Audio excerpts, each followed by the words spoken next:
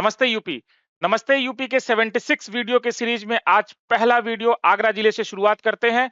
इस वीडियो में हम आगरा के इतिहास, उसका भूगोल, वहाँ की राज व्यवस्था, वहाँ की अर्थव्यवस्था, वहाँ का कल्चर, वहाँ के स्थान, वहाँ के स्थापत्य कलाएं, वहाँ के प्रसिद्ध व्यक्तित्व तथा इस वीडियो के लास्ट में प्रारंभिक परीक्षा से संबंधित प्रश्न और मुख्य परीक्षा से संबंधित प्रश्नों की भी हम चर्चा करेंगे। तो आइए चलते हैं हम आगरा के इतिहास पे।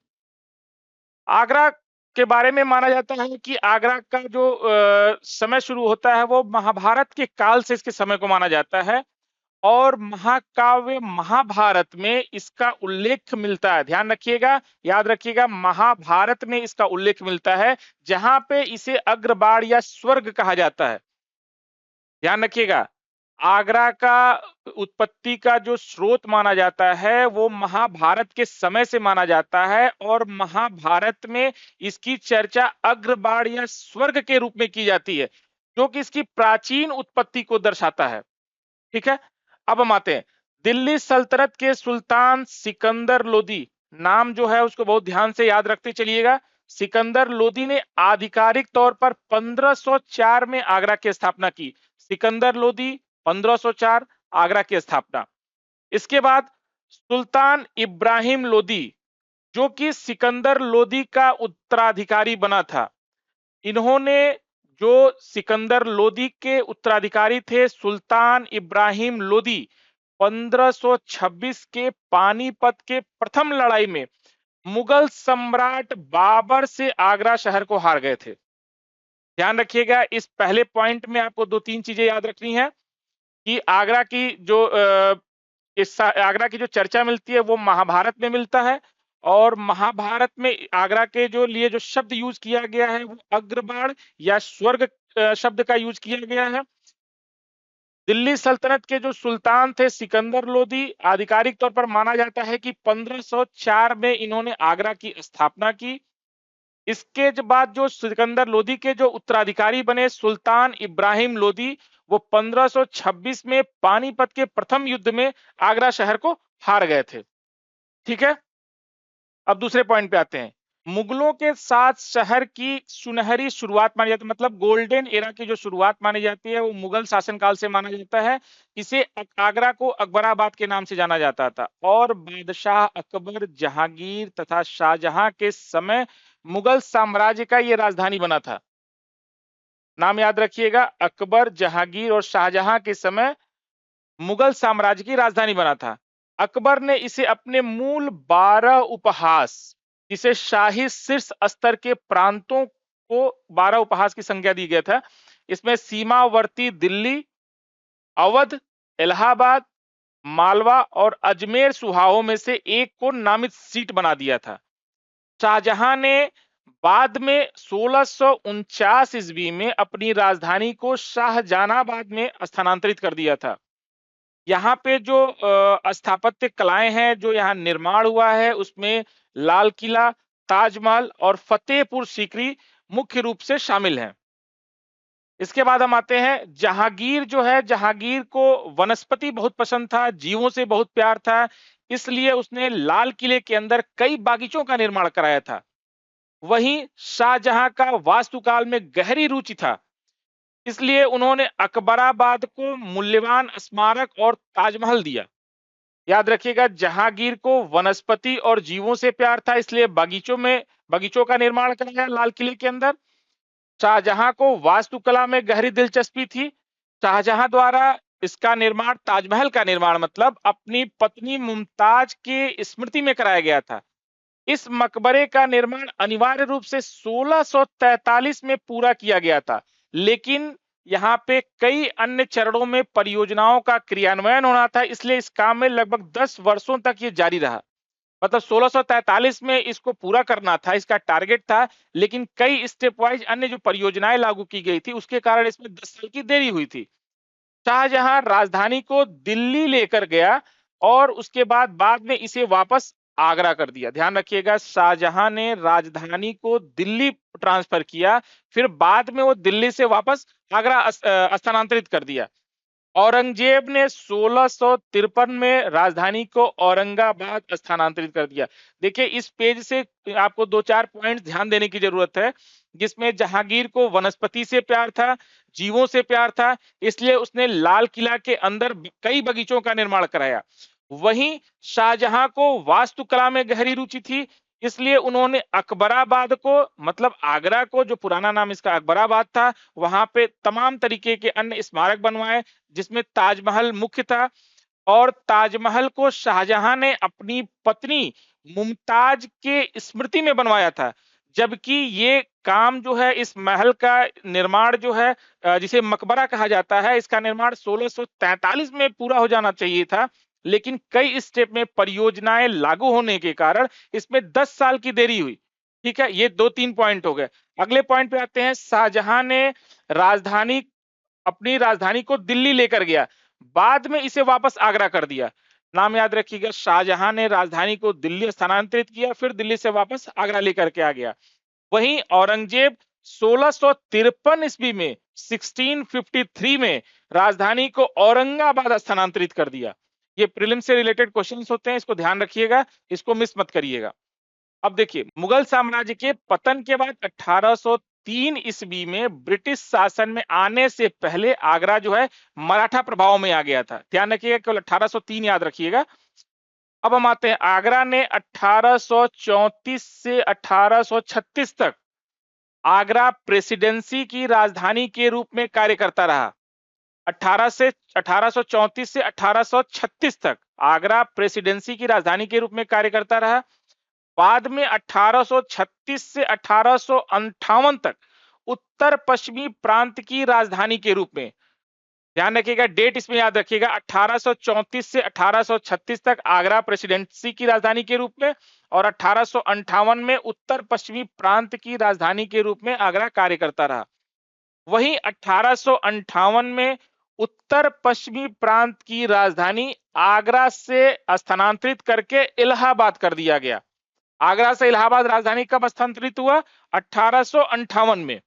1858 में उत्तर पश्चिम प्रांत की जो राजधानी थी वो आगरा से स्थानांतरित करके इलाहाबाद कर दिया गया। ब्रिटिश शासन के तहत आगरा एक महत्वपूर्ण प्रशासनिक केंद्र बन गया था।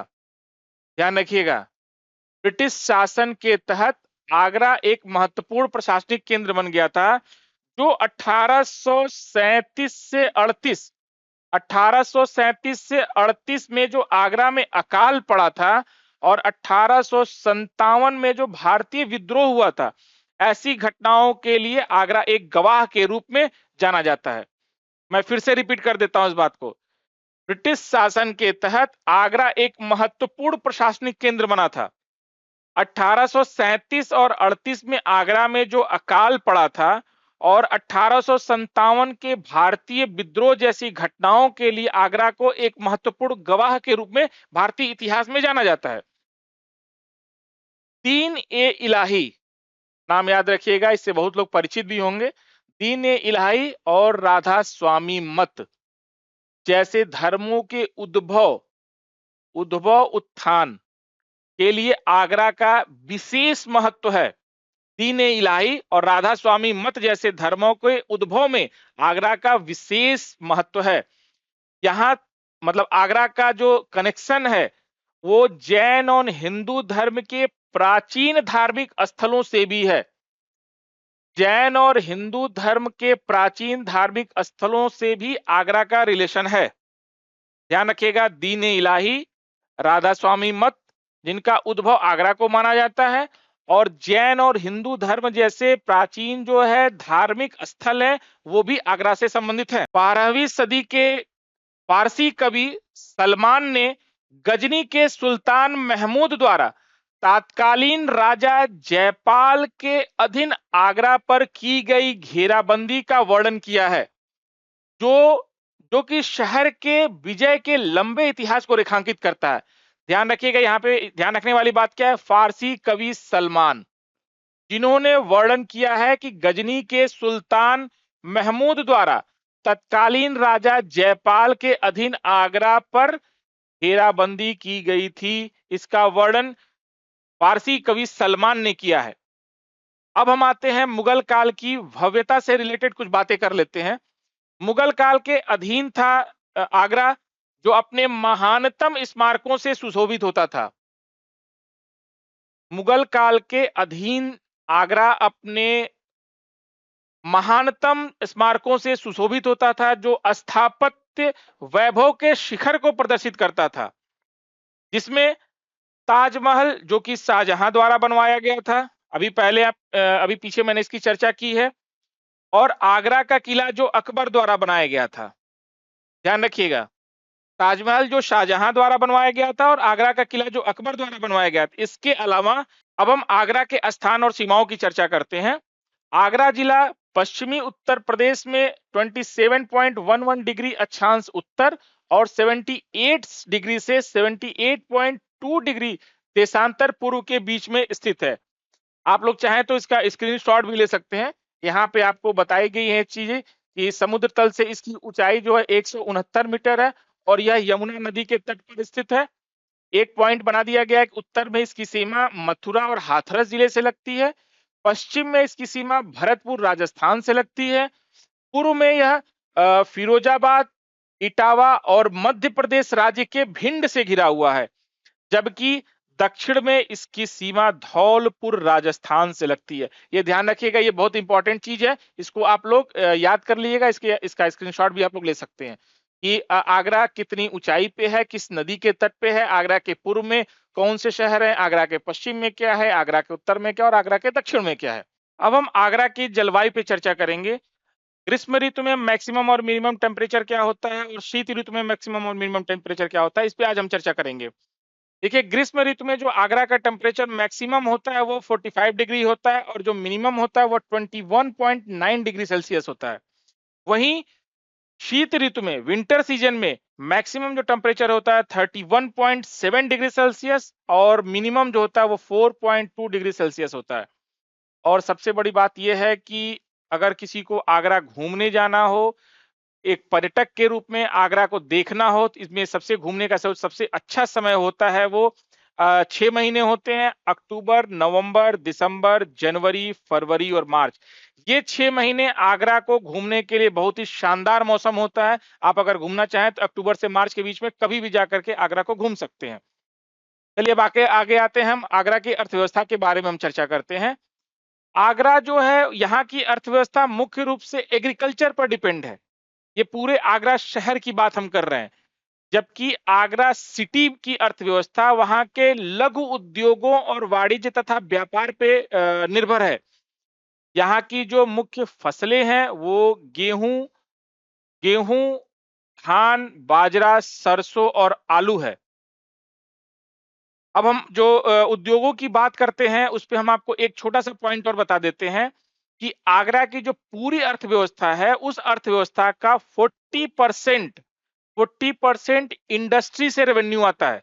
मतलब टोटल आगरा की जो अर्थव्यवस्था है वो एग्रीकल्चर पर डिपेंड है। आगरा की जो शहर की व्यवस्था है वो उद्योगों पर निर्भर है। लेकिन अगर हम पूरे आगरा शहर के रेवेन्यू की बात करते हैं, वहां की अर्थव्यवस्था की बात करते हैं, तो पूरी अर्थव्यवस्था का 40% उद्योगों का रोल है यहाँ पे। आगरा के जो प्रमुख उद्योग हैं उसमें जो है चमड़े का सामान, जैसे चमड़े का जूता, चमड़े के चप्पल, चमड़े के बैग, ये सारी चीजें आगरा की काफी फेमस हैं। वहां का मार्बल और पत्थर पे जो नक्काशी जड़ाई होती है ये काफी फेमस है। इसके अलावा हस्तशिल्प, जरी जरदोजी और आगरा की मिठाइयां जो कि सबसे फेमस है, पेठा और स्नैक्स में दालमोट और गजक। जब भी आप आगरा शहर से गुजरिए या हाईवे होकर के गुजरिए तो यहाँ पे पेठा खाना ना भूलिए, अपने भी खाइए और अपने परिवार के लिए भी पेठा लेकर के जाइए। यहाँ का पेठा बहुत ही शानदार, बहुत ही टेस्टी और बहुत ही यूनिक होता है। उत्तर प्रदेश में एक योजना चलती है ओडीओपी, एक जिला एक उत्पाद। जब हम पूरा यूपी का ओवरऑल एक व्यू करेंगे तो आपको पूरे जिले का एक चार्ट देंगे ओडीओपी का। अभी हम जब जिलेवार अगर पढ़ रहे हैं तो उस जिले का जो एक जिला एक उत्पाद में जिस प्रोडक्ट को शामिल किया गया है, हम सिर्फ उसी प्रोडक्ट की चर्चा करेंगे। तो आगरा के लिए जो ओडीओपी प्रोडक्ट है वो है चमड़ा। देखिए फोटो में आपको दिख रहा होगा कि ये चमड़े का बैग है, चमड़े का कैप है, चमड़े के शूज हैं, बेल्ट हैं, पर्स है, ये सारी चीजें हैं। इसके अलावा पत्थर और संगमरमर के माध्यम से जो निर्मित हस्त निर्मित उत्पाद, हस्त निर्मित का मतलब होता है कि यहाँ पे मशीनों का प्रयोग नहीं होता, यहाँ के जो लोकल कारीगर होते हैं वो अपने हाथों से प्रोडक्ट को बनाते हैं। अब हम आते हैं यहाँ के जो प्रमुख उद्योग हैं, लगभग चर्चा उन पे हो ही गई है। उसमें जो चमड़े के उद्योग के अलावा दुग्ध उत्पाद है, यहाँ के पैकिंग है, पाइप से, ये सारी चीजें हैं। ठीक है। अब आइए हस्तशिल्प कार्य पे। हस्तशिल्प अभी आपको मैंने बता दिया। हस्तशिल्प जरी जरदोजी, मार्बल, स्टोन नक्काशी, इनले वर्क, कालीन में लगभग 13,000 से ज्यादा लोग काम करते हैं। जो हैंडीक्राफ्ट की जो प्रोडक्ट है, इस प्रोडक्ट में आगरा के जो लोकल कारीगर हैं इनकी संख्या लगभग 13,000 के आसपास है। जबकि यहां से जो एक्सपोर्ट किया जाता है, ऐसे यूनिट्स की संख्या लगभग 116 है। ध्यान रखिएगा, लगभग 116 है। आगरा में कुटीर, लघु और मध्यम स्तर के फुटवियर इकाइयां, फुटवियर मतलब जो पैरों में पहना जाता है, जैसे जूता चप्पल इत्यादि चीजें, यहाँ पे लगभग जो ढेर सारी इकाइयां हैं। पूरे इंडिया में जो प्रोडक्शन होता है वहां उसकी तुलना में आगरा में 1.5 लाख से 1.5 लाख, ध्यान रखिएगा, 1.5 लाख से ज्यादा जोड़ी के जूते जो है आगरा में प्रोडक्शन किया जाता है। यहाँ पे लगभग 60 जो है 60 ऑर्गेनाइज्ड यूनिट्स हैं। इसके अलावा 3,000 जो छोटी विनिर्माण इकाइयां हैं और 30,000 के करीब जो है लोकल कारीगर काम करते हैं। तो आपको यहाँ पे इस पेज पे मैंने आपको दो महत्वपूर्ण बातें बताई। एक तो हस्तशिल्प कार्य से रिलेटेड, यहाँ पे जो लोकल कारीगर हैं लगभग 13,000 लोग हस्तशिल्प में, जरदोजी में, मार्बल स्टोन नक्काशी में और इनले वर्क में लगे हुए हैं। यहाँ पे दो पद्मश्री पुरस्कार विजेता हैं, श्री शेख समरुद्दीन साहब और श्री हरिकिशन बादल साहब, दो लोग हैं जिनका नाम आपको याद रखना चाहिए। यहाँ पे जो जूते का प्रोडक्शन होता है पर डे 1.5 लाख से अधिक जोड़ी जूते यहाँ प्रोडक्शन किए जाते हैं। इसके अलावा यहाँ पे लगभग 60 जो है ऑर्गेनाइज्ड फुटवियर यूनिट्स हैं, 3,000 से ज्यादा छोटी विनिर्माण इकाइयां हैं और लगभग 30,000 घरेलू वर्कर यहाँ पे काम करते हैं। ठीक है। अब हम यहाँ पे कुछ इंडस्ट्रियल एरिया है जिन पे चर्चा करें। बहुत ज्यादा आपको इसमें डीप में नहीं जाना, सिर्फ इंडस्ट्री का नाम याद कर लिए, लोकेशन याद कर लीजिए। पहला है औद्योगिक स्टेट नुनहाई, मतलब जब अगर कहीं मैच करने से रिलेटेड क्वेश्चन आए तो अगर वहां पे दिया हो नुनहाई, नुनहाई मतलब आगरा से इसका संबंध है। दूसरी चीज है मिनी औद्योगिक स्टेट अछनेरा। आप देखेंगे पीवाईक्यू वगैरह आप लोग सॉल्व किए होंगे या सॉल्व करेंगे तो उसमें देखिएगा मैच करने के लिए आता है। वहां पे अछनेरा, अछनेरा का संबंध आगरा से है। आगरा के जो इंडस्ट्रियल बेल्ट है, वहां आगरा में दो इंडस्ट्रियल बेल्ट हैं, एक नुनहाई जो आगरा से रिलेटेड है और एक अछनेरा जो आगरा से रिलेटेड। इससे ज्यादा आपको डीप जाने की जरूरत नहीं है। अब आइए हम बात करते हैं SIDC इंडस्ट्रियल एरिया। ठीक है। Foundry Nagar, Sikandra A B, Sikandra C, इससे भी बहुत ज्यादा डीप जाने की जरूरत नहीं है, इसलिए इस पेज को हम छोड़ देते हैं। बाकी अगर आपको किसी को ये मैप जो बनाया गया ये देखना है तो इसके लिए आप स्क्रीनशॉट ले सकते हैं। स्क्रीनशॉट आप लोग ले लीजिए। अब हम आते हैं कि आगरा में जो इंडस्ट्री है उसको बढ़ाने के लिए उत्तर प्रदेश या भारत सरकार की क्या-क्या योजनाएं यहाँ चलती हैं या चलाई जाती हैं। देखिए यहाँ पे है, पहला है सिंगल विंडो सिस्टम। बहुत ज्यादा डीप जाने की जरूरत नहीं है। जब हम यूपी का जब आपको वीडियो बनाएंगे तो उसमें सारी योजनाओं को पूरा डिटेल एक्सप्लेन करेंगे, क्योंकि ये योजनाएं सिर्फ आगरा के लिए नहीं है, बाकी भी जो इंडस्ट्रियल क्षेत्र है वहां पे योजनाएं लागू होती हैं। फिर ये योजनाएं क्या होती हैं, कब शुरू हुई, उसमें क्या इसके प्रावधान है, क्या फायदे हैं, क्या नुकसान, इसकी चर्चा हम बाद में करेंगे जब योजना वाला वीडियो बनाएंगे तब। सिंगल विंडो सिस्टम, प्रधानमंत्री रोजगार योजना, उद्यमिता विकास प्रशिक्षण कार्यक्रम, जिला स्तरीय उद्योग बंधु, निर्यात प्रोत्साहन, लघु उद्योग आधुनिकीकरण योजना, रुग्ण एवं बीमार जो इकाइयां होती हैं उनके पुनर्वास के लिए सह उत्थान विकास केंद्र है। हस्तशिल्प उद्योग को बढ़ावा देने के लिए यहाँ पे योजनाएं चलाई जाती हैं। इसके अलावा जो लघु उद्योग होते हैं उनके लिए योजनाएं चलाई जाती हैं। देखिए योजनाओं को लेकर के आप परेशान मत होइएगा। जब यूपी से रिलेटेड वीडियो बनेगा, योजना से रिलेटेड वीडियो बनेगा, वो सारी योजनाएं कब से शुरू हुई हैं, उसके क्या प्रावधान है, उसमें क्या-क्या फायदे हैं, क्या नुकसान है, वो सारा डिटेल में आपको बताया जाएगा। इसलिए सिर्फ ये योजनाएँ आपको सिर्फ आगरा के परिप्रेक्ष्य में बता दिया गया है। ठीक है? अब हम आगरा के अर्थव्यवस्था के जो अगला पॉइंट है वो पशुपालन है। पशुपालन पे आते हैं और ये पशुपालन जो हम आपको बताएँगे ये भी यूपी के लगभग सारे राज्यों में लागू है। सिस्टम सेम है, लेकिन आगरा आप पढ़ रहे हैं इसलिए आगरा के बारे में हम इसमें चर्चा कर देते हैं। यहाँ पे एक डिप्टी डायरेक्टर होता है आगरा में, जो पूरे आगरा मंडल का होता है और इनका जो मुख्य कार्य होता है वो पशुपालन से संबंधित विभिन्न कार्यक्रमों को व्यवस्थित एवं क्रियान्वित करना है। मतलब मंडल लेवल पे आगरा में डिप्टी डायरेक्टर पशुपालन होता है। जिला लेवल पे मुख्य पशु चिकित्सा अधिकारी होता है और उसके नीचे कई चिकित्सक तैनात होते हैं। जबकि इनका जो मुख्य कार्य होता है वो पशुओं की नस्ल और उत्पादन में सुधार करना होता है। इसके अलावा पशुओं के लिए कई प्रकार के पशु चिकित्सालय, 2 चल पशु चिकित्सा कार्यालय और कुछ जो है कृत्रिम टीकाकरण केंद्र भी बनाए गए हैं। इसके अलावा डिस्पेंसरी भी है, पशु सेवा केंद्र भी है। ये जो योजनाएं हैं उत्तर प्रदेश के लगभग सारे जिलों में लागू है। ये सिर्फ मैं बार-बार कह रहा हूँ, ये जो मैं योजनाएं बता रहा हूँ सिर्फ स्पेसिफिक आगरा के बारे में बता रहा हूँ। अगर डिटेल पढ़ना होगा तो हम फिर जब योजना पढ़ेंगे तो वहां पे हम लोग इसकी चर्चा डिटेल में करेंगे। अब देखिए पशुपालन को बढ़ावा देने के लिए जो महत्वपूर्ण योजनाएं चलती हैं उसमें आगरा में कौन-कौन सी योजना है उसको देख लीजिए। कामधेनु मिनी कामधेनु योजना है पोल्ट्री के लिए, जो चिकन वाला होता है सिस्टम। फार्म और पोल्ट्री विकास है, पशुपालन ऋण योजना है, डेयरी फार्मिंग योजना के लिए लोन मिलता है और मछली पालन के लिए आपको लोन मिलता है, जो सपोर्ट मिलता है वो मछली पालन के लिए यहाँ पे भी मिलता है। देखिए, जो पशुपालन से संबंधित चीज़ें हुई, कोई ऐसे चीज़ नहीं है जो आपको अलग से पढ़ने की ज़रूरत है। आपको ज़रूरत हो तो आप उसका स्क्रीनशॉट लीजिएगा, नहीं ज़रूरत होगा तो आप उसको इग्नोर भी कर सकते हैं। अब हम बात करते हैं आगरा जिले की जनसांख्यिकी पे। मतलब यहाँ का इस जिले का क्षेत्रफल क्या है, यहाँ पे कितने नगर निगम हैं, कितने लोकसभा सीट हैं, कितने विधानसभा सीट हैं, कितने नगर पंचायतें हैं, इस पे अब हम चर्चा करेंगे। देखिए यहाँ पे आपको दिख रहा होगा कि आगरा जिले का जो क्षेत्रफल है वो 4027 वर्ग किलोमीटर का है। यहाँ पे जो तहसील है वो 6 तहसील है, 15 ब्लॉक है, 1 नगर निगम है।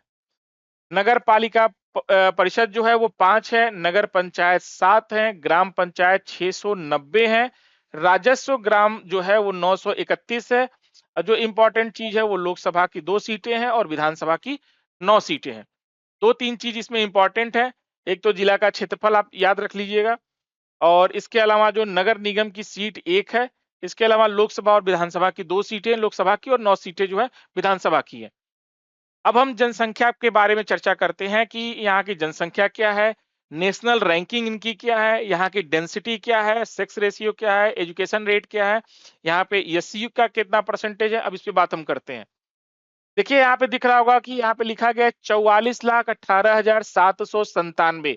ये पूरे आगरा जिले की जनसंख्या है, 44,18,797।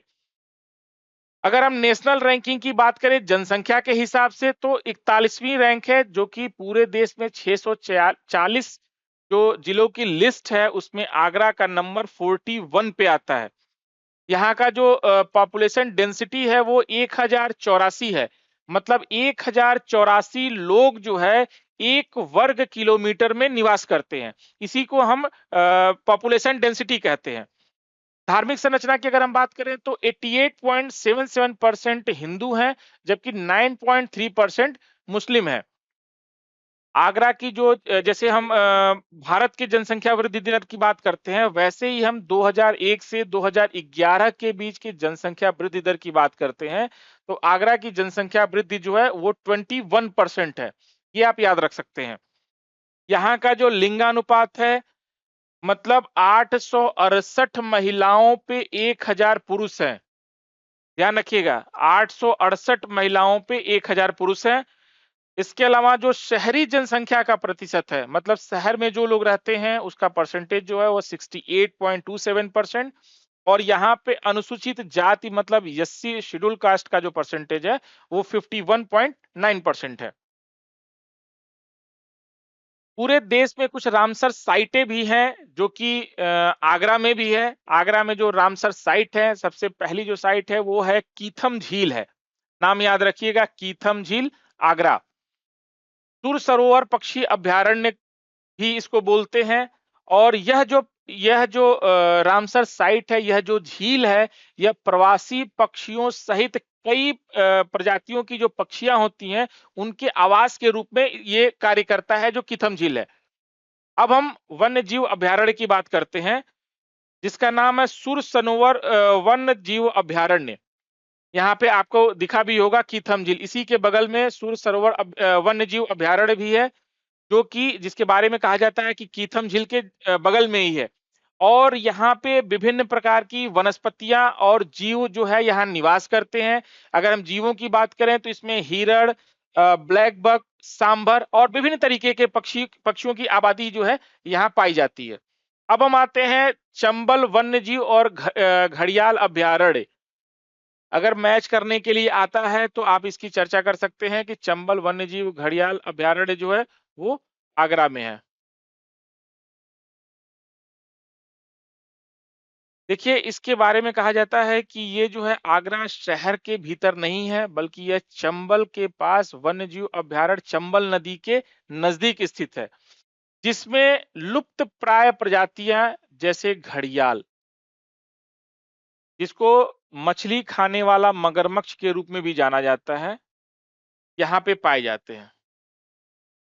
ठीक है, चंबल वन्यजीव घड़ियाल अभयारण्य मुख्य रूप से घड़ियालों के लिए जाना जाता है, और जो कि आगरा में स्थित है। मतलब आगरा शहर से दूर है, लेकिन आगरा जिले में पड़ता है ये। अब आगरा में कुछ मेले और त्योहार मनाए जाते हैं, जिसमें सबसे महत्वपूर्ण जो महोत्सव जिसको हम कहते हैं वो है ताज महोत्सव, जो कि आगरा के जो त्योहार है, जो मेले हैं, सबसे प्रसिद्ध मेला माना जाता है ताज महोत्सव। ये आपके यूपीपीसीएस प्रीलिम्स में पूछा जा चुका है और आगे भी आने की संभावनाएं बनी रहती है हमेशा।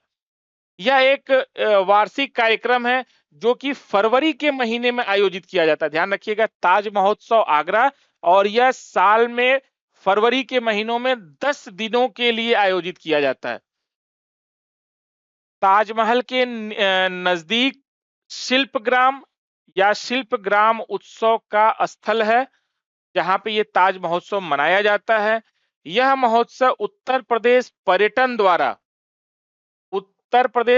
द्वारा इस क्षेत्र की कला और शिल्प को बढ़ावा देने के लिए आयोजित किया जाता है। ध्यान रखिएगा, यह महोत्सव उत्तर प्रदेश पर्यटन विभाग द्वारा आगरा क्षेत्र की कला और शिल्प को बढ़ावा देने के लिए यह महोत्सव मनाया जाता है, जहां पे लोकल कारीगरों द्वारा बहुत ही मेहनत करके वहां की सारी व्यवस्थाओं को ऑर्गेनाइज किया जाता है। ठीक है, यह त्योहार कला, शिल्प, संस्कृति, भोजन की पारंपरिक विविधता और लोक प्रदर्शन करती है वहां पे। इस महोत्सव में गजल और मुशायरा इस महोत्सव के जो आकर्षण कार्यक्रम के रूप में जाना जाता है। यहाँ पे बच्चे जो है ऊंट और हाथी की सवारी करते हैं। यह त्योहार उत्साह के साथ वसंत ऋतु का स्वागत करता है। ध्यान रखिएगा, ताज महोत्सव फरवरी में मनाया जाता है, जो कि 10 दिन का कार्यक्रम होता है। यहीं से वसंत ऋतु की शुरुआत मानी जाती है, और ये त्योहार एक तरीके से कहा जाए तो वसंत ऋतु का स्वागत करता है। इस महोत्सव की जो शुरुआत की जाती है वो एक भव्य जुलूस के रूप में होती है, जिसमें ऊंट, हाथी, बाकी चीजों को सजा करके वहां के जो लोकल आर्टिस्ट होते हैं, ढोल नगाड़े के साथ एक बड़े लेवल का एक जुलूस निकालते हैं, जहां से ताज महोत्सव की शुरुआत की जाती है। ये है ताज महोत्सव के कुछ बेहतरीन आकर्षण में शामिल होते हैं, जैसे वहां पे क्या क्या चीजें स्टॉल लगते हैं, क्या क्या चीजें दिखाई जाती हैं, वो है। इससे बहुत ज्यादा आपका मतलब नहीं होना चाहिए, क्योंकि इस तरीके से चीजें आपकी नहीं पूछी जाएंगी कि उस महोत्सव में क्या क्या प्रदर्शित किए जाते हैं। इसलिए इस पॉइंट को हम छोड़ देते हैं। अगर जरूरत किसी को हो तो इसका पीपीटी का स्क्रीनशॉट ले सकता है।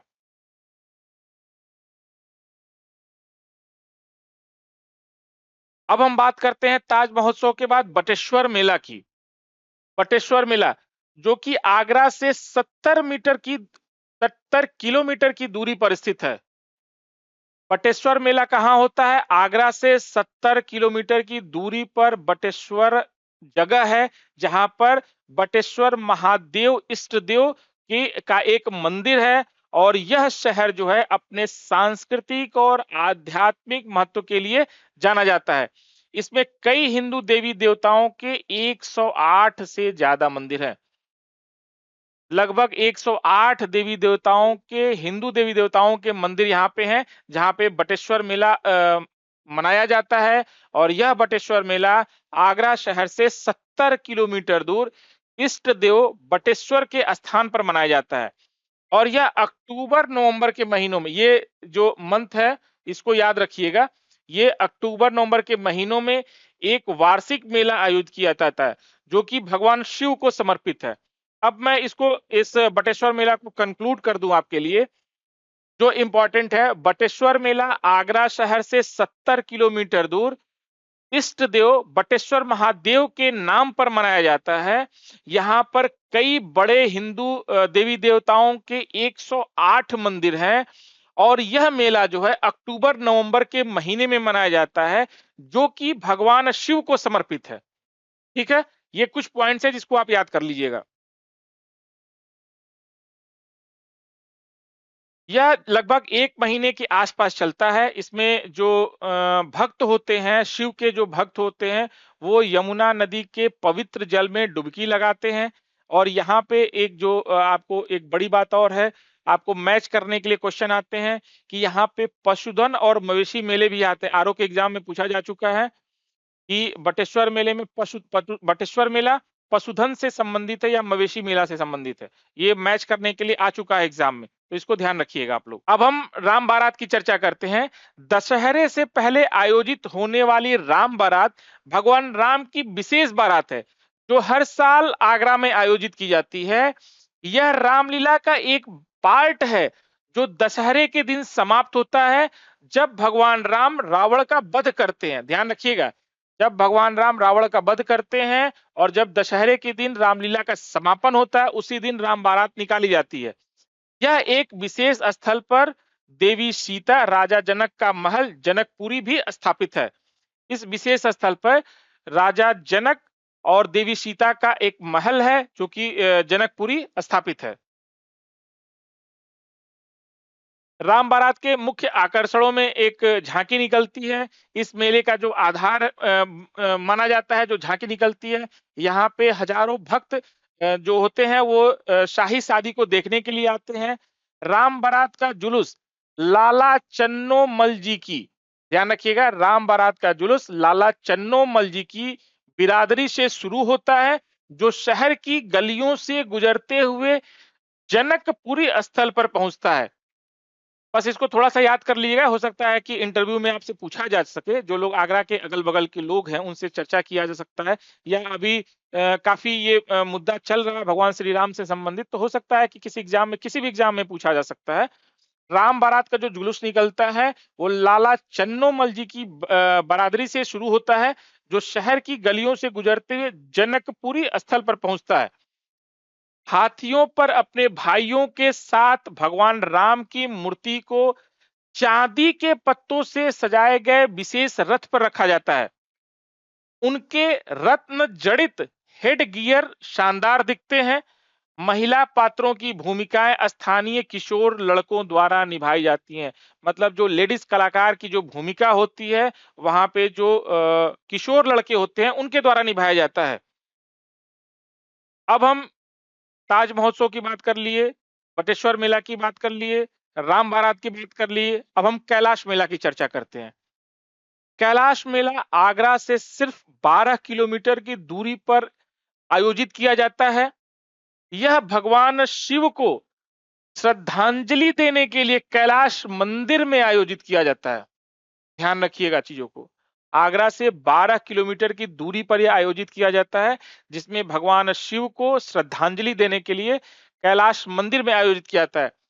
भगवान शिव के पत्थर के लिंग के रूप में प्रकट होने का जश्न मनाने के लिए अगस्त और सितंबर महीने में इसका आयोजन किया जाता है। ये मंथ याद रखिएगा। कई बार क्या होता है कि मेला और मंथ दे दिया, मैच कराना है कौन सा मेला किस महीने में किस स्थान पे लगता है। ठीक है। अब आगरा की जो हम बात कर रहे हैं, यहाँ पे कुछ स्मारक हैं, कुछ भवन हैं जिनकी हम चर्चा करना भूल नहीं सकते, जिससे रिलेटेड क्वेश्चंस भी आते हैं। पहले हम चर्चा करेंगे कि आगरा में क्या-क्या स्मारक हैं जो महत्वपूर्ण हैं। एक ताजमहल है, आगरा का किला है, फतेहपुर सीकरी बुलंद दरवाजा है जहाँ पे, सिकंदरा अकबर का मकबरा है जहाँ पे, और दयाल बाग मंदिर, ये महत्वपूर्ण स्मारक आगरा में है। अब जो जब आप आगरा 6 महीने के बीच में, हमने आपको बताया कि जब आपको घूमने जाना हो तो 6 महीने का समय जो बहुत ही अनुकूल होता है आपके घूमने के लिए, ना ही ज़्यादा गर्मी होती है, ना ही ज़्यादा ठंड होता है। ऐसे समय में जब आप घूमने जाते हैं, तो घूमने में सबसे पहले जो आपको घूमने जाना चाहिए वो जाइए बुलंद दरवाजा और फतेहपुर सीकरी, ठीक है? इससे आपको चीज़ें समझ में आनी शुरू हो जाएँगी और जब आप घूमने जाएँगे तो आप उसको रिलेट कर सकते हैं। 1585 तक सम्राट अकबर के अधीन यहाँ की राजधानी जो थी, आगरा जो थी, वो काफी समृद्ध राजधानी थी। आगरा जिले का हिस्सा फतेहपुर सीकरी मुगल नवाचार और आध्यात्मिकता के चरम को समाहित करता है। अगर हम बुलंद दरवाजा की बात करते हैं तो ये फतेहपुर सीकरी मुगल नवाचार और आध्यात्मिकता को प्रदर्शित करता है। रणनीतिक कमजोरियों और पानी की कमी के कारण इसके परित्याग के बावजूद शहर का वास्तुशिल्प वैभव कायम है, जो इसे मुगल विरासत का शिखर दर्शाता है। देखिए, इसमें एक ही 2 पॉइंट आपको ध्यान रखने की जरूरत है। पहला तो बुलंद दरवाजा फतेहपुर सीकरी आगरा है, ठीक है? सबसे मेन पॉइंट है, इससे ज्यादा कुछ नहीं पूछता है आपको। दूसरी चीज है कि ये मुगल विरासत के शिखर को दर्शाता है। ठीक है, मुगल विरासत के शिखर को ये स्थापत्य कला दर्शाता है। फतेहपुर सीकरी बुलंद दरवाजा आगरा से संबंधित है। अब आते हैं हम विजय प्रवेश द्वार। विजय प्रवेश द्वार फतेहपुर सीकरी के केंद्र में बुलंद दरवाजा है या विजय का प्रवेश द्वार है, जो अकबर की विजय और मुगल वास्तुकला कौशल का एक स्मारकीय प्रमाण है। फतेहपुर सीकरी के केंद्र में बुलंद दरवाजा या विजय का प्रवेश द्वार है, जो अकबर जब विजय प्राप्त करके आता है तो अकबर के विजय और मुगल वास्तु कला कौशल का एक प्रमाण माना जाता है इसे। यह राजसी प्रवेश द्वार न केवल अकबर की गुजरात जीत की याद दिलाता है, बल्कि अद्वितीय वास्तुकला और सांस्कृतिक उत्कर्ष के युग के प्रतीकात्मक प्रवेश द्वार के रूप में भी कार्य करता है। मतलब इस बात को यहां आकर के एक्सप्लेन कर दिया गया है, ठीक है? मूल रूप से फताहाबाद के रूप में जाने जाने वाला यह शहर का नाम, जिसका अनुवाद विजय का शहर है, जीत के वादे पर इसके नींव का संकेत देता है। जैसे यहाँ पे बात की गई है कि इसकी जो विजय दरवाजा की जो हम बात कर रहे हैं, इसका ऐतिहासिक जड़ की अगर हम चर्चा करें तो उसको यहाँ पे एक्सप्लेन कर दिया गया है कि यह मूल रूप से फताहाबाद फताहाबाद के रूप में जाना जाने वाला शहर का नाम है, जिसका अनुवाद विजय का शहर है। मतलब फताहाबाद, फताहाबाद का मतलब हो गया कि फतह किया हुआ, और उसी का अगर अनुवाद करते हैं तो विजय का शहर आ जाता है, ठीक है? जब राजधानी दिल्ली स्थानांतरित की गई थी तो 1638 तक मुगल सम्राटों के प्रमुख निवास के रूप में यह किला कार्य करता था। यूनेस्को विश्व धरोहर स्थल के रूप में इस किले को मान्यता प्राप्त है। यह अपने प्रसिद्ध समकक्ष ताजमहल से लगभग 2.5 किलोमीटर उत्तर पश्चिम में स्थित है, ठीक है? 1638 तक, जब तक राजधानी दिल्ली में स्थानांतरित थी तब तक यह मुगल सम्राटों के निवास के रूप में यह किला काम करता था, और यूनेस्को विश्व धरोहर स्थल में इसको मान्यता प्रदान की गई है, जो कि ताजमहल से लगभग 2.5 किलोमीटर उत्तर पश्चिम में स्थित है। अक्सर इसे 4 दीवारी वाले शहर के रूप में जाना जाता है, ठीक है? इस बात को ध्यान रखिएगा, 4 दीवारी वाले शहर को के रूप इस बात को ध्यान रखिएगा कि इसको 4 दीवारी वाले शहर के रूप में जाना जाता है। आगरा किला वास्तुकला शैलियों का एक प्रभावशाली मिश्रण समेटे हुए है। ये जो पॉइंट्स आपको लिखे गए हैं ना, ये पॉइंट्स आप मुख्य परीक्षा में इसको अपने उत्तर में शामिल कर सकते हैं। इसका प्रीलिम्स से कोई मतलब नहीं है, लेकिन अगर आपको ये अगर अच्छे से पता है, तो आप अपने मुख्य परीक्षा के प्रश्नों के उत्तर में इसको शामिल कर सकते हैं। अभी जब हम लास्ट में उत्तर के प्रश्न की चर्चा करेंगे मुख्य परीक्षा से संबंधित, तो आपको समझ में आ जाएगा कि ऐसे पॉइंट्स आपको क्यों याद रखने चाहिए। अब कुछ मुगल भारत की कुछ स्मारकीय विरासत के साथ-साथ कुछ ऐतिहासिक कालक्रम है, जिसको आप देख सकते हैं। ध्यान रखिएगा, 1526 में पानीपत की पहली लड़ाई के बाद बाबर ने किले पर कब्जा कर लिया और बावली का निर्माण कराया। ये क्वेश्चन पूछा जा सकता है कि बावली का निर्माण किसने कराया था? और 1530 में हुमायूं की ताजपोशी भी की गई थी। शेरशाह सूरी और हुमायूं की अगर हम चर्चा करें तो 1540 में हुमायूं की हार हो गई थी। 1530 में हुमायूं की ताजपोशी की गई और 1540 में 10 साल बाद हुमायूं हार गया था, जबकि 1555 में आगरा को पुनः कब्जा में ले लिए थे। 1540 में हुमायूं की हार हुई और 1555 में आगरा को पुनः कब्जे में ले लिया गया। शाहजहां का प्रभाव अगर हमको देखना है तो हम ये देखते हैं कि किले के भीतर सफेद संगमरमर की इमारतों का निर्माण शाहजहां ने करवाया था, जो उनके दादा अकबर की पसंद से बिल्कुल अलग था। अगर शाहजहां के प्रभाव की हम बात करें कि शाहजहां ने क्या कराया था, तो शाहजहां ने किले के भीतर सफेद संगमरमर की इमारतों का निर्माण कराया था, जो कि उनके दादा अकबर को पसंद से बिल्कुल अलग था, उनको बिल्कुल पसंद नहीं था। औरंगजेब ने औरंगजेब ने शाहजहां को मुअस्समन बुर्ज में कैद किया था। ध्यान रखिएगा, औरंगजेब ने शाहजहां को, जहां से वह ताजमहल को देख सकते थे। ठीक है, औरंगजेब ने शाहजहां को मुअस्समन बुर्ज में कैद कराया था, जहां से वो ताजमहल को देख सकते थे। 18वीं शताब्दी में मराठों द्वारा किलों पर कब्जा किया गया था और 1803 में इसका ब्रिटिश अधिग्रहण हो गया था। 18वीं शताब्दी में मराठों द्वारा किले पर कब्जा किया गया था, जबकि 1803 में ब्रिटिश द्वारा इसका अधिग्रहण कर लिया गया था। अब हम ताजमहल की चर्चा करते हैं, जिसे प्यार का प्रतीक माना जाता है। जब जहां भी प्यार की चर्चा आती है तो वहां पे ताजमहल का एक उदाहरण दिया जाता है, जो कि अ, शाहजहां ने अपनी पत्नी मुमताज के सम्मान में 1632 ईस्वी में इसे बनवाया था। सम्राट शाहजहां ने मुमताज के सम्मान में 1632 में बनवाया था, जो कि आगरा में यमुना नदी के किनारे बसा हुआ है और इसे ये जो है सफेद संगमरमर से बना हुआ है। सफेद संगमरमर से बना हुआ एक मकबरा है, जो प्यार के निशानी के रूप में जो कि प्यार के निशानी के रूप में जाना जाता है। यह मकबरा 1643 में पूरा हुआ था। 1643 में मकबरा मतलब ताजमहल।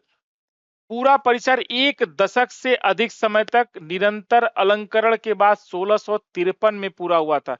10 साल का एक्स्ट्रा समय लगा था, 1643 में इसे पूरा किया गया, लेकिन कई ऐसे प्रोजेक्ट कंटिन्यू रहे, उस प्रोजेक्ट को कंप्लीट करने में 10 साल अतिरिक्त लग गए, इसलिए 1643 की बजाय 1653 ईस्वी में ये पूरी तरीके से कंप्लीट हो पाया। इस मकबरे के निर्माण के प्रयास में जो वास्तुकार थे, वो उस्ताद अहमद लाहौरी के नेतृत्व में लगभग 20,000 कारीगरों ने इस पे काम किया था। 20,000 कारीगर इस पे काम किए थे, जो कि प्रख्यात वास्तुकार उस्ताद अहमद लाहौरी के नेतृत्व में काम किए थे। अगर इस मकबरे की अनुमानित लागत की चर्चा करें तो लगभग 32 मिलियन रुपए की बात, जो कि अगर आज से हम तुलना करते हैं तो 52.8 बिलियन रुपए के बराबर इसकी लागत आकी जा सकती है। 1983 में यूनेस्को विश्व धरोहर स्थल के रूप में इसे अंकित किया गया, जिसे भारत में मुस्लिम कला का गहना माना जाता है। ध्यान रखिएगा, अगर कभी चर्चा हो कि भारत में मुस्लिम कला का गहना किसे माना जाता है, तो आगरा के ताजमहल पे आप टिक लगाएंगे। अब हम चर्चा करते हैं इत्माउद्दौला के मकबरा की।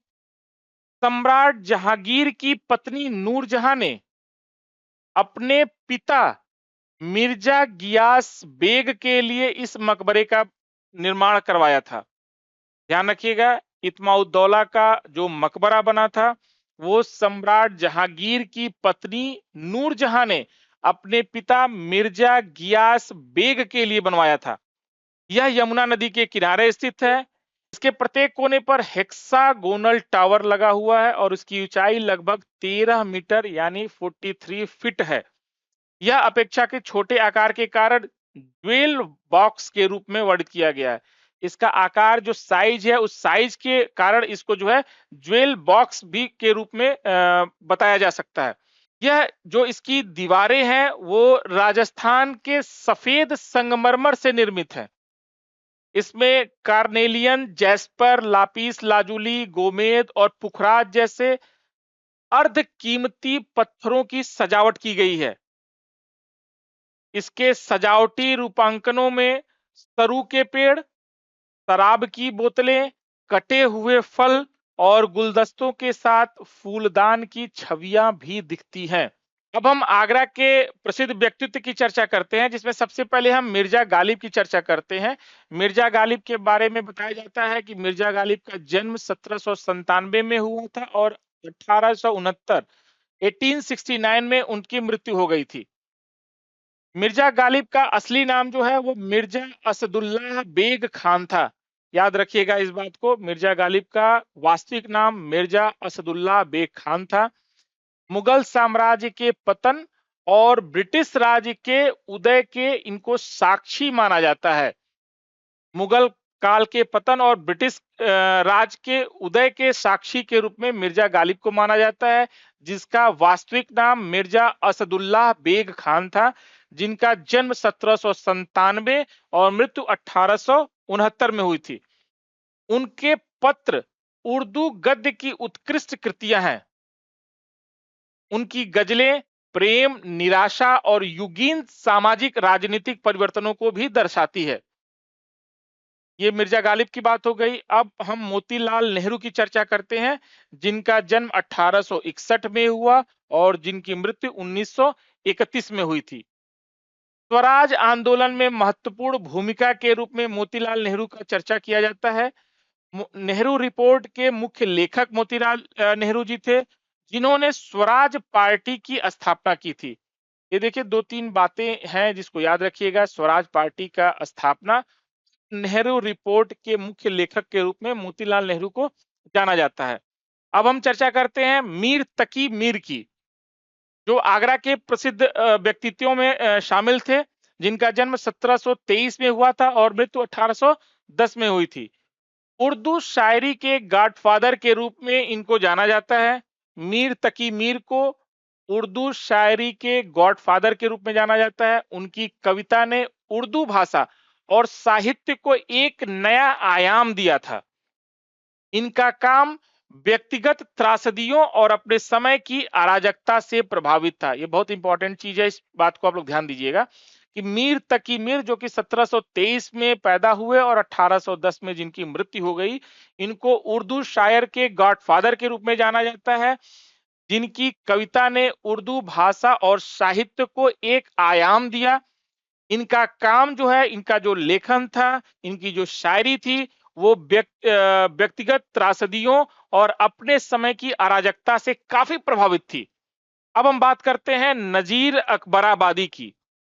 नजीर अकबराबादी, जो 1740 में पैदा हुए और 1830 में जिनकी मृत्यु हो गई थी। उनकी कविता ने सांसारिक और दिव्य के उत्सव को समान रूप से चित्रित किया था। उनके काम में त्योहारों, ऋतुओं और सामान्य वस्तुओं पर गीतात्मक छंद प्रमुख है। ये चीज आप बस ध्यान रख सकते हैं नजीर अकबराबादी के रूप में, कि उनके जो काम थे वो त्योहारों, ऋतुओं और सामान्य वस्तुओं पर गीतात्मक छंद का जो है प्रमुखता थी। अब हम बात करते हैं अब्दुल करीम, जिसे मुंशी के रूप में भी जाना जाता था। अब्दुल करीम, जिसे मुंशी के रूप में भी जाना जाता था, जिनका जन्म 1863 में हुआ और 1909 में इनकी मृत्यु हो गई थी। महारानी विक्टोरिया के भरोसेमंद सलाहकार के रूप में मुंशी जी को जाना जाता था और एक ये काफी प्रसिद्ध शिक्षक भी थे, जिनको एक शिक्षक के रूप में एक स्थान, सर्वोच्च स्थान प्राप्त था। इन्होंने रानी को उर्दू और भारतीय मामलों में निर्देश दिया करते थे।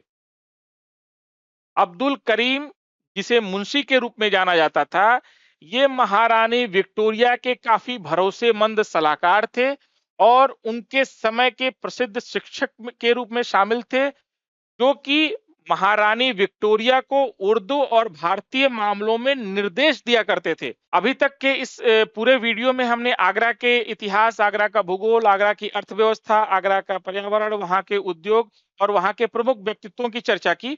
अब हम आते हैं आगरा के, जो हम पूरा ओवरऑल हमने जो एक व्यू लिया है, उससे प्रारंभिक परीक्षा के क्या प्रश्न बनाए जा सकते हैं, उन प्रश्नों की चर्चा करेंगे और उस प्रश्नों से संबंधित उसके ऑप्शन की चर्चा करेंगे और उस ऑप्शन में से कौन से उत्तर सही हैं, उस पे आज हम डिस्कस करेंगे। चलिए पहला प्रश्न हम देखते हैं। पहला प्रश्न है कि आगरा में ताजमहल का निर्माण किस वर्ष पूरा हुआ था? ध्यान रखिएगा, ये बात मैंने आपको बताई थी कि आगरा का जो ताजमहल है, उसे 1643 में पूरा होना था, लेकिन कुछ प्रोजेक्ट्स उनके रुके हुए थे, जो नए-नए प्रोजेक्ट आते गए, उन प्रोजेक्ट्स को पूरा करने में 10 साल और लग गया। तो 1643 में पूरा होना था, 10 साल और लगा, तो 1653। अब ऑप्शन में दिया गया है 1628, 1648, 1653 और 1666। हमने आपको जो वीडियो बताई, वीडियो में जो आपको बातें बताई हैं, उस बातों को अगर आपको याद होगा, ध्यान दिए होंगे, तो इसका ऑप्शन हो जाएगा 1653। दूसरे क्वेश्चन पे आते हैं। आगरा किले के निर्माण के समय मुगल सम्राट कौन था? ध्यान रखिएगा, आगरा किले के निर्माण के समय मुगल सम्राट कौन था? ऑप्शन में है अकबर, शाहजहां, जहांगीर और बाबर। आपने वीडियो की शुरुआत में देखा होगा, तो हमने सबसे पहले आपको बताया था कि अकबर के समय में आगरा किले का निर्माण हुआ था। तीसरे क्वेश्चन पे आते हैं। आगरा किले को किस वर्ष यूनेस्को विश्व धरोहर स्थल के रूप में नामित किया गया? 1682, 1983, 1985 और 1987। 1983 में आगरा किले को यूनेस्को विश्व धरोहर स्थल के रूप में शामिल किया गया था। चौथे प्रश्नों पे हम आते हैं कि आगरा से कौन सी नदी आगरा से बहती है? गंगा, यमुना, सरस्वती, कावेरी।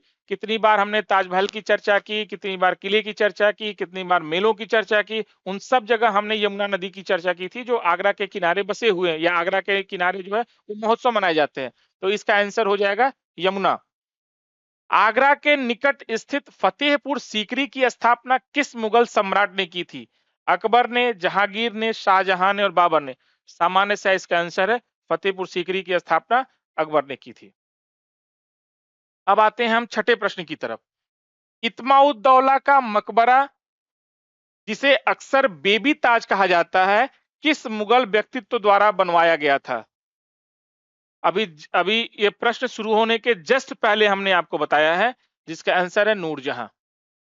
अगर किसी को नहीं याद होगा तो 2 मिनट पहले का वीडियो आप रिवाइंड करिएगा, आपको चीजें वहां पे बहुत क्लियर हमने बताया, आपको पता चल जाएगा नूरजहां ने करवाया था। निम्नलिखित में से किस लड़ाई ने पानीपत में भारत में मुगल शासन की स्थापना की?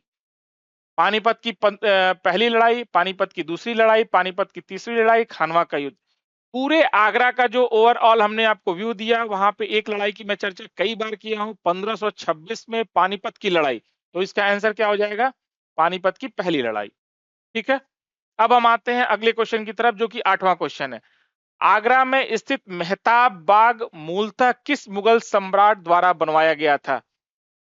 बाबर के, शाहजहां के, जहांगीर के या अकबर के? बाबर को बागानों से काफी बगीचों से काफी प्रेम था और बाबर ने ही जो है मेहताब बाग का निर्माण कराया था। आगरा किस मुगल सम्राट के शासनकाल के दौरान भारत की राजधानी थी? क्वेश्चन ध्यान से पढ़िएगा। आगरा किस मुगल सम्राट के शासनकाल के दौरान भारत की राजधानी थी? शाहजहां, अकबर, जहांगीर, उपरोक्त में से कोई नहीं। इसका आंसर होगा उपरोक्त में से कोई नहीं। सारी चीजें वीडियो में डिस्कस की गई हैं, अब यहाँ पे उसको एक्सप्लेन करने की कोई जरूरत नहीं महसूस होती है। कुछ इंपॉर्टेंट फैक्ट्स हैं जिसको आप देख सकते हैं यहाँ पे, चाहे तो इसका स्क्रीनशॉट भी ले लें। ये वन लाइनर टाइप की चीजें हैं, इसको आप ध्यान भी देख सकते हैं। मैं किनारे हो जा रहा हूं, आप इसका स्क्रीनशॉट ले लीजिए।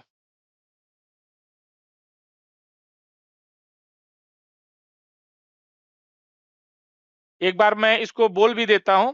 राज्य चमड़ा विकास एवं विपणन निगम लिमिटेड, आगरा।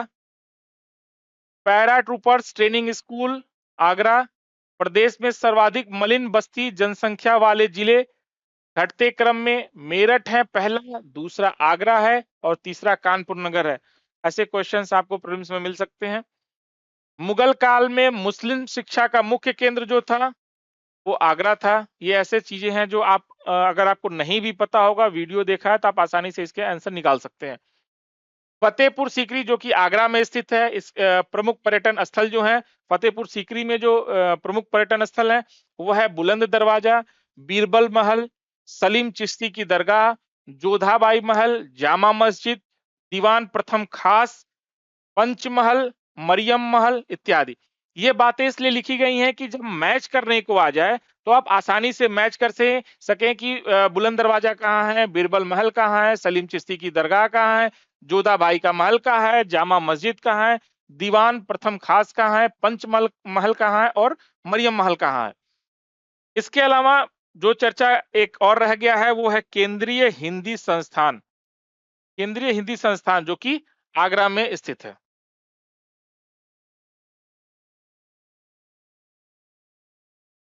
अब आइए, इसका भी स्क्रीनशॉट आप लोग ले लीजिए। इसको भी एक बार मैं बोल देता हूं। Sarojini Naidu medical college, Agra. खेल का सामान के लिए जो फेमस है वो मेरठ के अलावा आगरा भी फेमस है खेल के सामान के लिए। कालीन एवं गलीचा उद्योग जो विकसित हो रहा है, भदोही में तो है ही, भदोही के बाद मिर्जापुर में है, आगरा का भी स्थान आता है और वाराणसी। यहाँ पे 4 नाम इसलिए दे दिए गए कि ये चारों जगह पे कालीन एवं गलीचा उद्योग विकसित है। राष्ट्रीय चंबल अभ्यारण्य 1979 में स्थापित किया गया था, जो कि आगरा और इटावा दोनों की सीमाओं को टच करता है। दोनों जिलों में ये जो राष्ट्रीय चंबल अभ्यारण्य है ये आता है। रामसर साइट के रूप में सुर सरोवर, कीथम झील की मैंने चर्चा की थी, वो आगरा में है। उत्तर प्रदेश राज्य चमड़ा विकास और विपणन निगम लिमिटेड, जिसे शॉर्ट में यूपीएसडीएमसी कहते हैं, 1974 1974 में स्थापित एक सार्वजनिक कंपनी है जो उत्तर प्रदेश के आगरा में फैशन और परिधान क्षेत्र में काम करती है। ठीक है, यूपीएसडीएमसी 1974 में स्थापित हुआ था, जो कि एक सार्वजनिक कंपनी है जो आगरा में फैशन और परिधान के क्षेत्र में काम करती है। अब आगरा की चीजें हो गई, प्रारंभिक परीक्षा से संबंधित प्रश्न हो गए, कुछ फैक्ट्स हो गए, फैक्ट्स में सेंटर्स जो हैं वो आपको बता दिया गया। अब हम मुख्य परीक्षा से संबंधित प्रश्नों की चर्चा करेंगे जो आगरा से रिलेटेड है। पहले प्रश्न पे हम आते हैं। ताजमहल की स्थापत्य विशेषताओं का विश्लेषण करें और चर्चा करें कि यह कैसे मुगल वास्तुकला के चरम का प्रतीक है। जब से मैं वीडियो की शुरुआत किया हूं तब से मैं लगातार यहाँ की स्थापत्य कलाओं की चर्चा लगातार करता रहा हूं। मैं आपको बीच में, वीडियो के बीच में कई बार मैंने ये बात बोली कि ये चीजें आपके मुख्य परीक्षा से संबंधित है, ये प्रारंभिक परीक्षा से कुछ नहीं लेना देना। कई कंटेंट्स में मैंने बोला है। अब जो आपने अगर ध्यान दिया होगा तो अब उसकी चर्चा हम यहाँ पे कर सकते हैं। इस उत्तर के जो लिए जो दिशा निर्देश दिया गया है उसमें कहा गया है कि फारसी, तुर्की और भारतीय तत्वों सहित वास्तुकला शैली पर यहाँ पे चर्चा करना होगा हमको। इसके अलावा जो सफेद संगमरमर का उपयोग कई स्थापत्य जगहों पे किया गया है, कई मकबरों के लिए किया गया है, उसकी चर्चा हम यहाँ करेंगे। सममतीय योजना की चर्चा करेंगे। पिएट्रा ड्यूरा सुलेख और मीनार जैसी जो सजावटीय विशेषताएं हैं इनकी, उसकी चर्चा करेंगे। इसके अलावा कैसे ये तत्व मुगल सौंदर्यवादी लोकाचार को दर्शाते हैं उसकी भी चर्चा हम यहाँ करेंगे, तो आपका ये उत्तर कंप्लीट हो जाएगा। दूसरे प्रश्न पे आते हैं। मुगल साम्राज्य में आगरा के सामरिक महत्व पर चर्चा करें और इसने शहर के विकास को कैसे प्रभावित किया। इसके लिए भी आंसर लिखने के लिए उसका दिशा निर्देश दिया गया है। इसको आप पढ़ सकते हैं और इसी दिशा निर्देश के अनुसार आप अपने प्रश्नों को लिखने का प्रयास कीजिए। इसका स्क्रीनशॉट आप लोग ले लीजिए।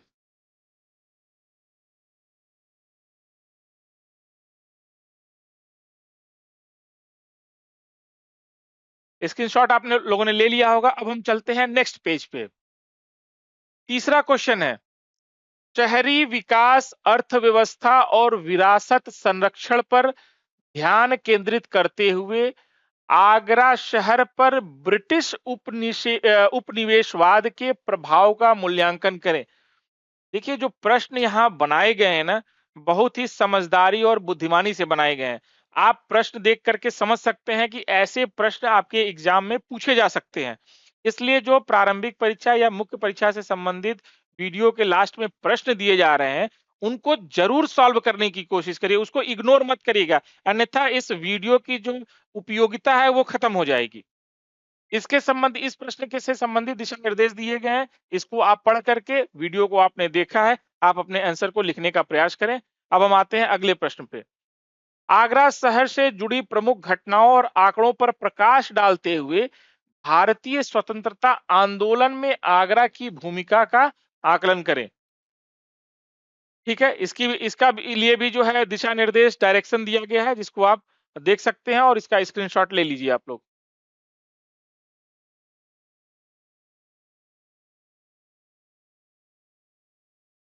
अब हम आते हैं अगले प्रश्न पे। आज आगरा के सामने आने वाली सामाजिक आर्थिक चुनौतियों की जांच करें और इसके विकास के लिए अस्थायी समाधान प्रस्तावित करें।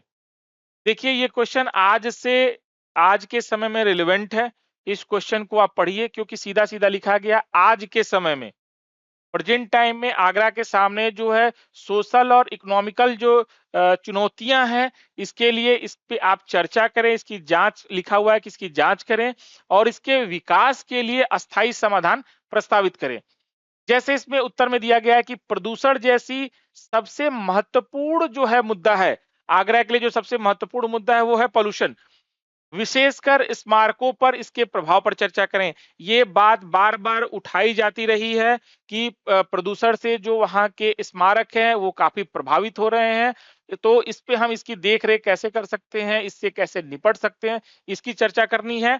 इसके अलावा टूरिज्म जो है वहां के लिए है, पर्यटन पर निर्भरता और अर्थव्यवस्था के विविधीकरण की आवश्यकता, पर्यटन को कैसे बढ़ाया जा सकता है, वहां टूरिस्ट को कैसे अधिक से अधिक संख्या में बुलाया जा सकता है, टूरिस्ट के लिए क्या व्यवस्था की जा सकती है, वहां से क्या रेवेन्यू जनरेट किया जा सकता है, उसकी हम चर्चा यहां कर सकते हैं।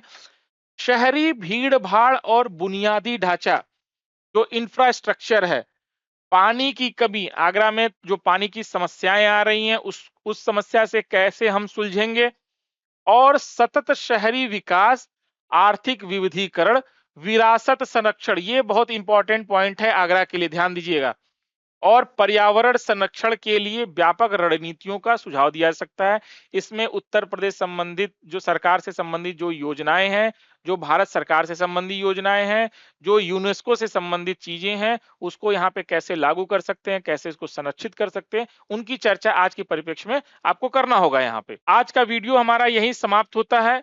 इस वीडियो में हमने आपको आगरा से संबंधित लगभग सारी बातों का जिक्र कर दिया है, और सबसे महत्वपूर्ण बात है कि इस वीडियो के लास्ट में प्रारंभिक परीक्षा से संबंधित 8-10 प्रश्नों की भी चर्चा की गई है। इसके अलावा लगभग 7-8 प्रश्नों की मुख्य परीक्षा के प्रश्नों की चर्चा की गई है, और आप लोगों से निवेदन है कि इस वीडियो को काफी गंभीरता से देखें, और सबसे बड़ी बात है कि मुख्य परीक्षा के जो प्रश्न दिए गए हैं, इस प्रश्नों को लिखने की कोशिश करिए, सिर्फ वीडियो तक सीमित मत रह जाइए, इस प्रश्नों को लिखने की कोशिश करिए, और जितना लिखेंगे उतना ही आपको फायदा होगा, उतना ही आपकी परीक्षा में आपको आसानी होगी एग्जामिनेशन हॉल में लिखने के लिए। तो इसी उम्मीद के साथ आज इस वीडियो को यहीं समाप्त करते हैं, और अगर आपको ये वीडियो पसंद आया हो तो आप हमारे the only PCS YouTube channel को लाइक और सब्सक्राइब करना ना भूलें। अब मिलते हैं 76 वीडियो की नमस्ते यूपी सीरीज के अगले किसी जिले में हमारी आपकी मुलाकात होगी, और जल्द ही वो वीडियो लेकर के हम आपके सामने आएंगे। धन्यवाद।